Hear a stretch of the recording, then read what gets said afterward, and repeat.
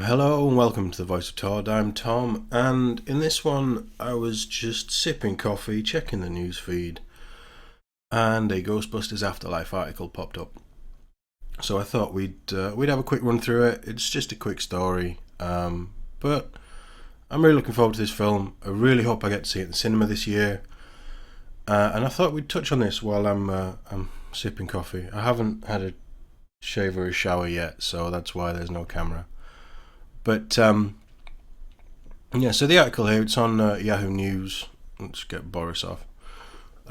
Jason Reitman says his director dad Ivan cried after watching Ghostbusters Afterlife.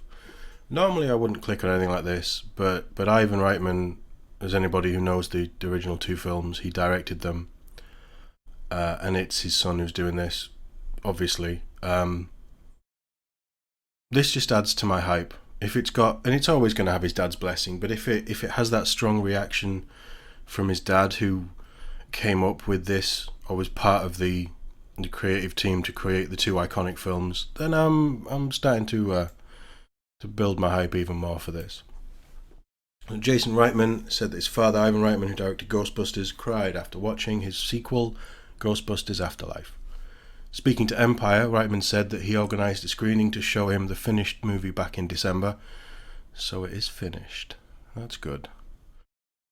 My father's not been leaving the house much because of COVID. Welcome to the way of the world. But he took a test, put on a mask and drove down to the Sony lot to watch the movie with the studio. And after he cried, he said, "I'm so proud to be your father. And that was one of the greatest moments of my life." I think that's nice. Father-son, bonding moment. I think that's really good.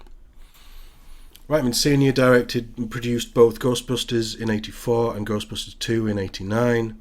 Later went on to do movies like Twins and Kindergarten Cop. Ivan Reitman.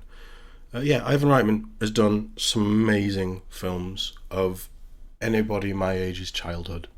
He's just a really good, fun director. Reitman Jr. did Juno. I haven't seen Juno. I maybe should. I feel like I should. Up in the Air was quite good. I did enjoy that. Afterlife finds Reitman returning with original cast members Dan Aykroyd, Bill Murray, Ernie Hudson, Sigourney Weaver, and Annie Potts. So almost everyone. Sadly, Harold Ramis, who played Egon Spengler, died in 2014. This film seems to be following Spengler's grandkids, or his daughter and his grandkids, in the modern world, modern day.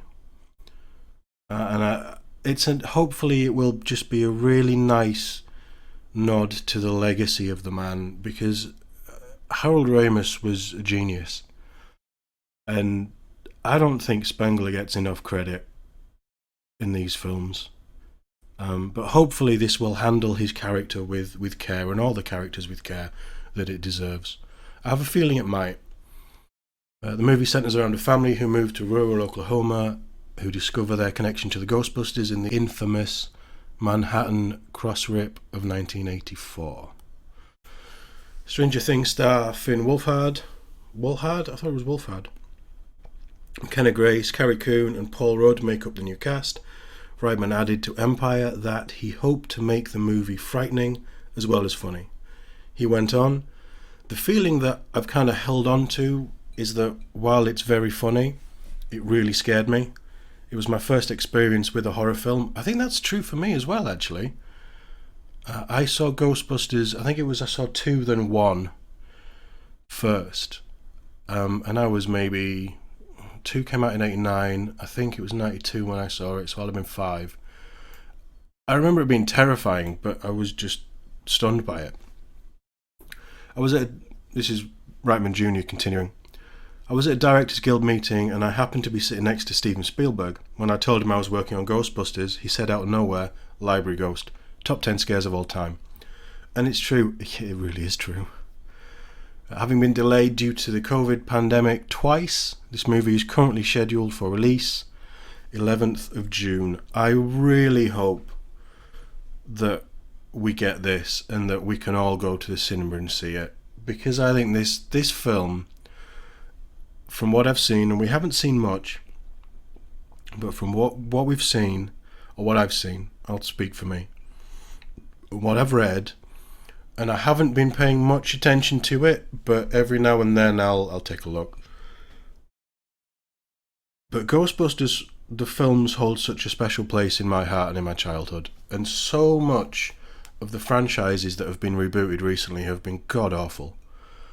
I really hope that they nail this. I don't get the feeling that they are going into this thinking we'll do Afterlife and then we'll do Afterlife 2 and 3 and we'll do a massive universe of Ghostbusters. And I think that they're doing this as a standalone. Obviously there is younger members of the cast here who can go on to do sequels. And Paul Rudd at 70 will still look like he does now.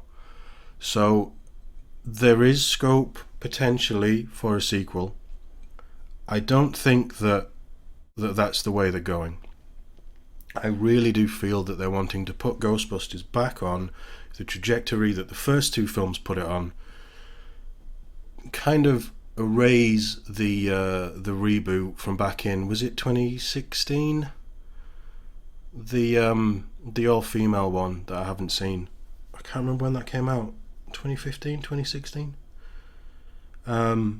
And I think that they want to just bring it back to what the fans loved from the 80s films. I really hope it works. I can't wait to see it. It is in my top 5 films that I'm looking forward to in 2021. Hopefully we get it 2021.